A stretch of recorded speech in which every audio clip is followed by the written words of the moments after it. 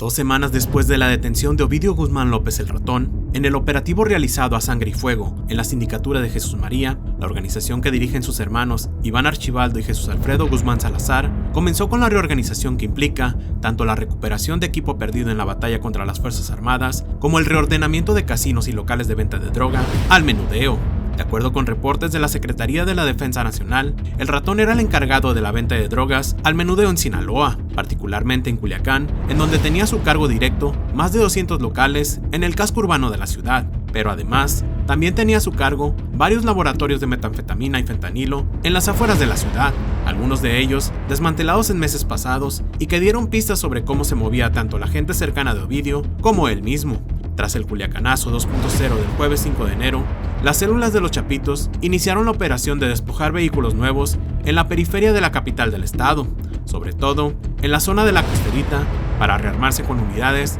en las cuales moverse. Según reportes del C4I, en los primeros días posteriores al Culiacanazo, más de 10 despojos de camionetas y vehículos se presentaban. La incidencia fue bajando con el paso de los días. La llegada de 1.500 militares a la ciudad días más tarde no detuvo la oleada de atracos violentos, y menos combatió la circulación de punteros, que se vieron perseguir de un lado a otro los convoys de soldados a bordo de sus motocicletas y con sus radios de frecuencia en las manos. Sin embargo, uno de los indicios sobre una organización fuerte es que los negocios de venta de droga en Sinaloa se mantienen intactos, sin mayores cambios, y que de acuerdo con fuentes consultadas, solamente se han realizado cambios mínimos, sobre todo en relación al manejo de las comunicaciones, señal de que el gobierno federal solamente iba por atrapar a Ovidio. De momento, puntos claves del narcomenudeo permanecen donde mismo, y tampoco el despliegue militar ostentoso en la capital se ha enfocado más a realizar retenes móviles, sin resultados de golpear la estructura del cártel de Sinaloa. De hecho, la principal economía del grupo criminal, de donde se obtienen recursos para operar la maquinaria de guerra, es el narcomenudeo, algo que la Sedena ya ha detectado en otros momentos. De manera oficial, la Sedena no ha revelado cómo ocurrió el seguimiento para dar con la madriguera de Ovidio Guzmán en Jesús María, aunque no es inusual que el joven capo de 32 años se mandara a construir una finca en el centro de la comunidad que lo vio nacer. En los últimos reportes de medios indican que Ovidio mandó construir la finca donde fue detenido durante el 2021, es decir, era una construcción reciente, que por fuera se miraba austera. La gente de la comunidad sabía que ahí pasaba buena parte del Ratón con su familia, de ahí que fue un blanco perfecto para lanzar un despliegue militar armado. En junio pasado, la Sedena intervino llamadas de operadores de los Esparragosa que conectaban a la gente de Ovidio con la distribución de drogas al menudeo en Culiacán, y en los archivos de Guacamaya Leaks se pudo obtener una pista. Se trata de la investigación en contra de Joel el Güero, mano derecha de Juan José Esparragosa Jiménez, el Cora, hijo del extinto capo Juan José Esparragosa Moreno, el Azul. El 1 de julio de 2022, la inteligencia militar obtuvo la intercepción de una llamada donde el Güero y el Cora hablaban de la venta de 2 kilos de droga al responsable de la distribución de tienditas de Guzmán López, quien contaba con 200 puntos de venta de droga al menudeo en la capital del estado. Las comunicaciones interceptadas incluyen una donde hablan de Walter, quien se identificó como gente del 200, a su vez, escolta de Iván Archibaldo, en referencia al mayor de los hermanos Guzmán. En estas pistas también se menciona a un sujeto de apodo Médico, a quien el Cora le mandó 52 kilos de droga, no especifican cuál, cuyos paquetes tenían la imagen de un guerrero y un vaquero. El documento de la Sedena, si bien es una comunicación interna, se trataba de una investigación en curso, originada el 22 de junio de 2022 en Chiapas, cuando se le daba seguimiento al narcocacique Luis Alejandro Cruz Ruiz, alias El Pelón, socio del Güero y del Cora, quienes, según el expediente hackeado, surtían las tienditas de Ovidio Guzmán López. En la ciudad y sus alrededores,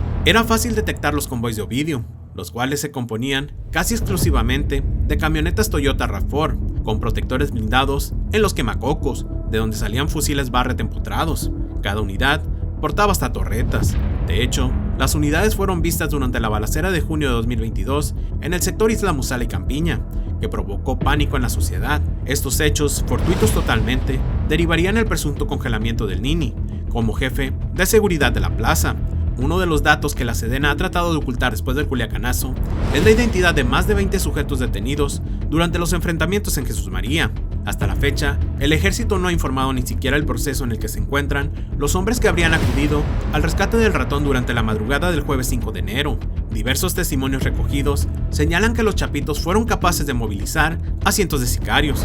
incluyendo a jóvenes novatos en el tema de las armas, a la zona donde el ejército impactó con su poderío militar. De manera oficial, el secretario de la Defensa, Luis Crescencio Sandoval, admitió que en el operativo contra Guzmán López se detuvieron a 22 personas, es decir, 23 con Ovidio, pero no dio nombres ni apodos, mucho menos el estatus legal de los sujetos ni en qué penal fueron recluidos. Ese 5 de enero, el avión de la Fuerza Aérea Mexicana que aterrizó en el Aeropuerto Internacional de Culiacán solamente trasladó al ratón, no iba con nadie más. Los cadáveres que levantaron los militares, un total de 19 de manera oficial, también fueron trasladados desde el campo de batalla rumbo al servicio médico forense, sin trabajos periciales de campo. Pobladores de Jesús María denunciaron desaparecidos y heridos que no fueron registrados de manera oficial por ninguna autoridad, mientras que el gobernador Rubén Rocha Moya aseguró en su semanera del pasado 16 de enero que no había ninguna denuncia por desaparición en la fiscalía. Colectivos de madres de desaparecidos reportaron 20 familias que se habían acercado a ellos.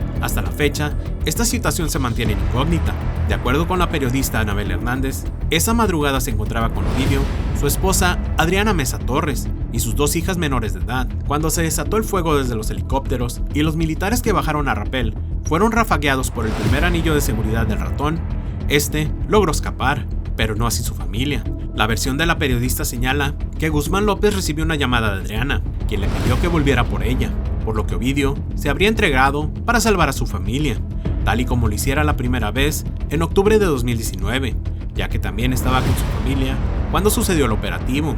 De ahí que al día siguiente circuló un audio de supuestos pobladores de Jesús María asegurando que las hijas y la pareja del capo habían fallecido en los enfrentamientos. De hecho, meses atrás comenzaron a salir informaciones en torno a Ovidio, sus hermanos y su esposa. Por ejemplo, en los Guacamaya Leaks se encontraron documentos que señalaban que la DEA había pasado la ubicación de los Chapitos en Mazatlán en abril de 2015, meses después de la captura del Chapo, pero el comandante de la tercera región del puerto mazatleco no quiso actuar. En medios nacionales también se desnudó el modus operandi de la chapiza para la venta de drogas al menudeo, y que se descubrió que la esposa de Guzmán López había obtenido un amparo a favor para que la Unidad de Inteligencia Financiera descongelara sus cuentas bancarias. De acuerdo con el expediente 313, radicado en el Juzgado Tercero de Distrito de Culiacán, en agosto de 2015, la Unidad de Inteligencia Financiera emitió el Acuerdo 52/2015 para incluir a Mesa Torres, desde entonces pareja de Ovidio, en la lista de personas bloqueadas,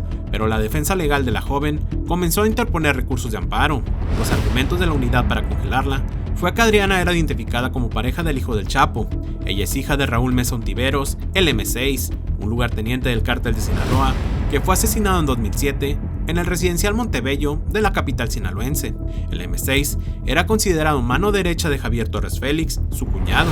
y ambos trabajaban para Ismael Zambada García. Uno de sus hijos, Raúl Mesa Torres, el Mini 6, fue asesinado en Zapopan en 2010. Tras el congelamiento de sus cuentas en 2015, un juez federal le dio un amparo 2 años después, y en 2018, un tribunal colegiado de Sinaloa confirmó la protección de la justicia federal, pero la Unidad de Inteligencia Financiera se negó a liberar el recurso depositado en sus cuentas. En su defensa, Adriana Mesa aseguró que se dedica a la agricultura, pero la unidad advirtió que posiblemente esté realizando actividades simuladas para dar apariencia de licitud a ciertos probables recursos de procedencia ilícita. La Unidad de Inteligencia Financiera señaló que tampoco presentó declaraciones fiscales ni pagó obligaciones fiscales de sus ingresos obtenidos por ser agricultora. Sin embargo, ya van 2 veces que gana un amparo. La última fue apenas en mayo pasado, cuando se le confirmó que la Unidad de Inteligencia Financiera incurrió en la violación del artículo 115 de la Ley de Instituciones de Crédito, al no acreditar la existencia de una solicitud expresa